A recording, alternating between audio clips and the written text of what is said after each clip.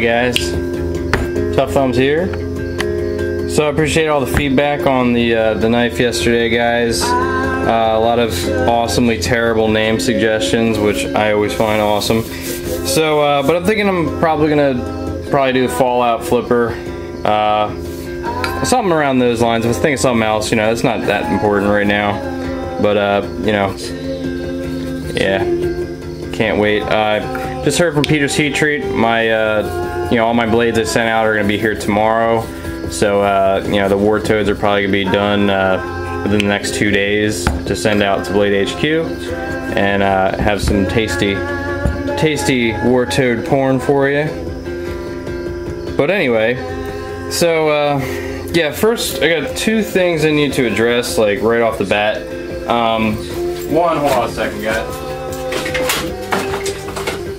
So I had mentioned the other night when Vance was over about the Cryptoglow scale, that it was like some cheap China crap or something like that. Now I have some Cryptoglow here. I got a couple different pieces of Cryptoglow. I haven't used them yet. I haven't found a use for them so much, but you know, it's good material, and it's, you know, I didn't realize that one guy makes it, and you know, the guy does a damn good job. So I apologize.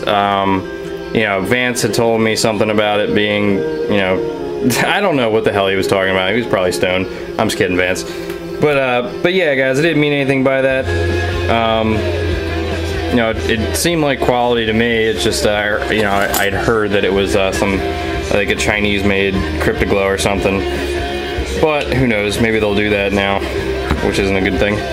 But I had another thing. Oh yeah, also everybody, my PayPal has never been down. It's just my debit card was off, so I couldn't, you know, couldn't go out and buy myself something to eat, you know what I mean?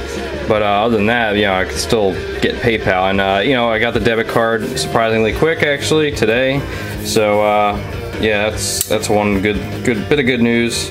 Things are back on track as normal. So I went out and bought a bunch of materials, a bunch of tools I needed, and stuff that broke, lights and whatnot, you know, paper towels, all the fun stuff to maintain a shop. But guys, I got some stuff that I pimped, and yeah, the blob is back, guys. The whale dick knife is back, and it is better than ever. But I'll show that one at the end. You know, you guys know what I'm talking about. The other day when I showed that terrible looking frame lock flipper that worked perfectly, and you know, basically spruced it up, made it look nice best I could, and I'm actually pretty happy with the way it looks.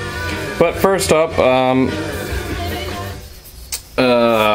it, man! I tell you guys, so many names go through my head on a daily basis that I swear I cannot remember knife makers' names sometimes. So yeah, and this guy, I'm gonna say Aaron Frederick, I don't know, what the hell. But this knife sent to me, it's not finished yet, but you guys saw this. I put the nice convex edge there and blended it in with the recurve, because basically before basically it went like this, and there was a little notch, like a V shape right there separating the two because they're different tools. But you see I put a nice bevel on there. It's very sharp, but you know, because of the steep angle, it's still pretty damn sharp. But I'm not going to try a cut test. It's a bad angle, especially for someone like me who sucks at it. But replace the half G10 scale. That's lubricant down there, guys. But half G10 with a full jade ghost green in the diamond pattern, nice and thin, as you can see. This one's not done, and it's, you know, there's a lot of things I have to do to it. I still have to drill and tap right above there, because you can see, I don't know if you can see, there's a space because there's only this and nothing else is holding it on. So I got to drill and tap up here or right here. I'm thinking right here because a lot of the customs I see that have, you know, something like this, like Anzo, you know, pops off and like the whole thing's still completely together and a functioning knife.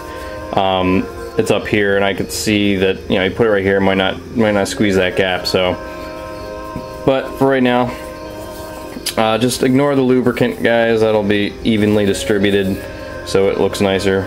But just for now, it was lubricated for just you know, preserving it. some reason it's real hard to get to the lock bar now, but yeah, I gotta fix that issue. So that looks cool. Nice grip on there. Adds a little bit more contour to it. It's not the most comfortable knife, but I really like this guy's. I like this guy's stuff. I've met him before. Didn't know it was him. I actually sat there talking to him for a while. Had no idea who he was, but you know, it turned out, you know, that I really like his knives. So that's number one, and get a couple small ones, and then this whale dick knife. So next up, a simple, what would be a simple pimp job, but turned out to be a absolute nightmare, and has earned itself an official forever ban from pimping for me. So do not send me your Kershaw leaks, because I will not do it. But I gotta say, guys, as far as Kershaw leaks go, this is like the nicest Kershaw leak I've ever seen. So this one, the ZDP 189, not my favorite steel. The tip was basically broken off. As you can see, I fixed it up. It's nice and pointy now.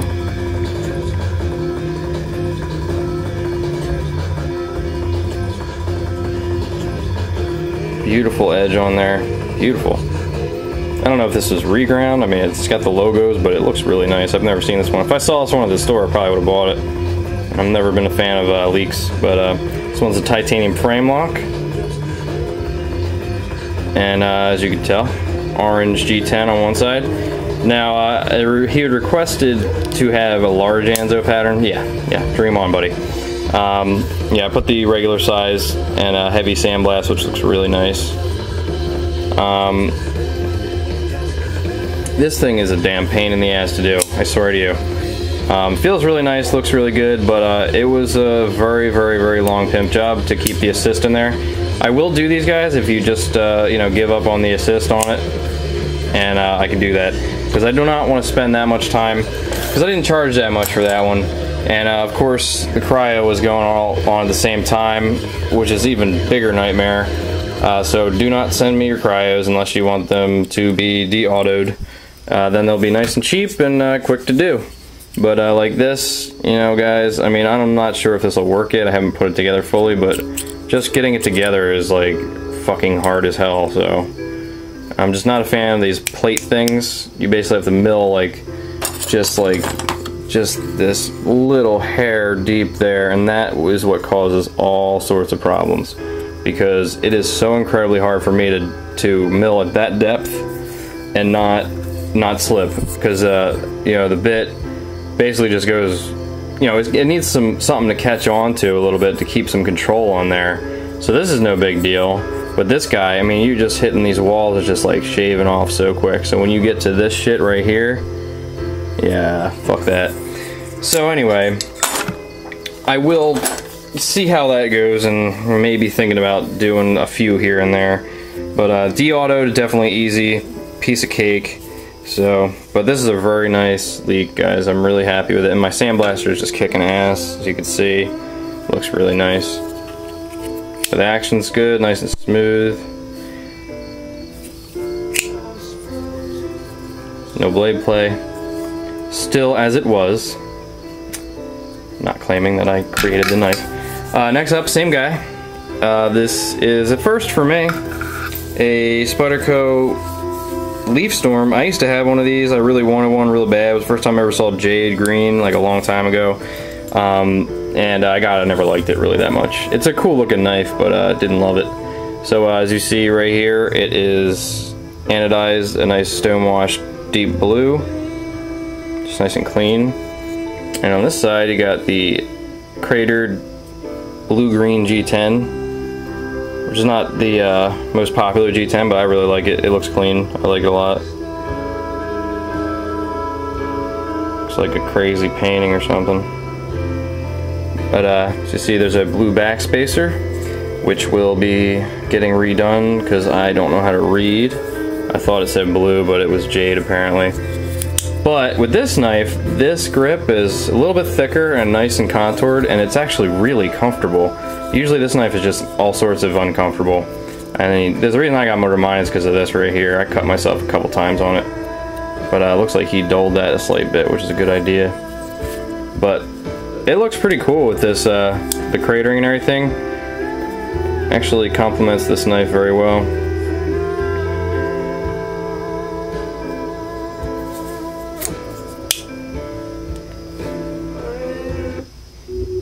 It's been a while since I heard Radiohead, guys. One of my favorite bands ever.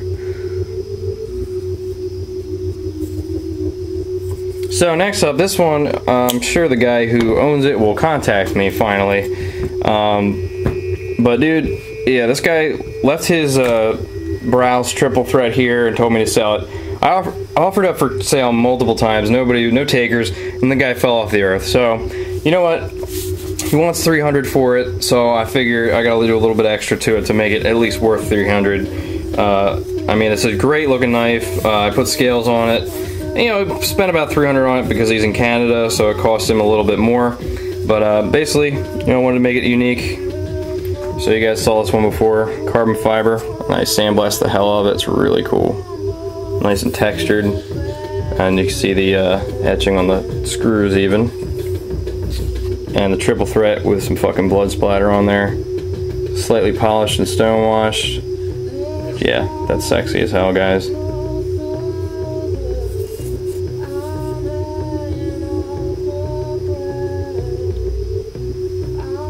I wish it was 666, that'd be pretty cool. The blue liners.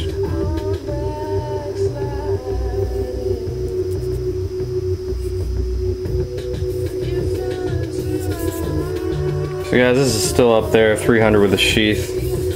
I'm going to talk to the dude about possibly lowering that price. I mean, if he needed the money so badly, it's been 3 months, obviously he didn't need it that badly, so. But as far as this goes, I don't even know if the guy's still alive or what's going on with him, but once I get that nice shiny edge on there, it'll be really sick. But the overall package definitely looks sick as hell.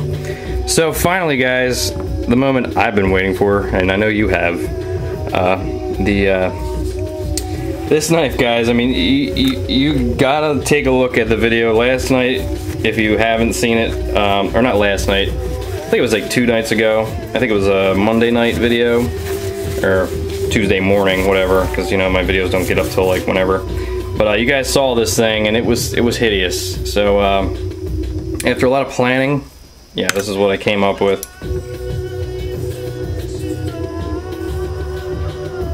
I got it to look very, very clean and just normal.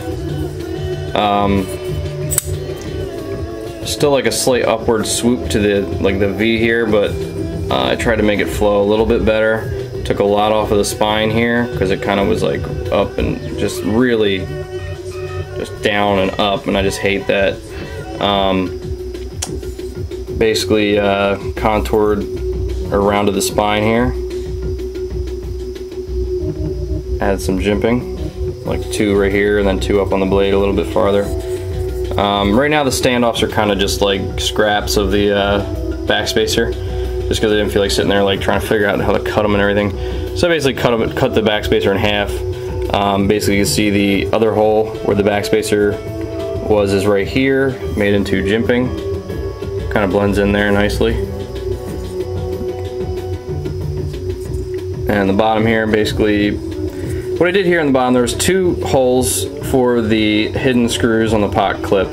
So what I did was I moved it up, put the standoff here, you know, tapped both sides here, and put another hole down here to go in from the inside, so it's still got the hidden pod clip. And I smoothed out that pod clip, beveled everything. Brought in some choil area here, put some Anzo pattern jimping just for some added sexy. This thing definitely needs to be sexier. Oh, it's a dude from Knife Thursday. Yeah, that's what happens when you lose your music. You get a shitty ringtone in return. It's pretty awesome. But also, kind of half fallouted, you know, it's partially, it's gold up to, goes from gold to satin, stone washed. Kind of looks like a hinder a little bit, or like a hoback slightly, but it's very comfortable now, fits nicely in the hand. I was surprised, you know, I couldn't really cut too much out of this because it's not the biggest lock bar because of the angle. I still gotta touch up the edge here. It's not too bad, but I'm probably gonna cover it up with something just because it looks like shit. But I'm surprised that even with that right there, it doesn't unlock or anything like that. Just kind of feels good. Feels very good, very ergonomic, and I'm gonna try to keep this going on here. It's a little rough down there, but you can see how the tip goes right past that little guy. Nice and centered. Action is ridiculously smooth in this knife.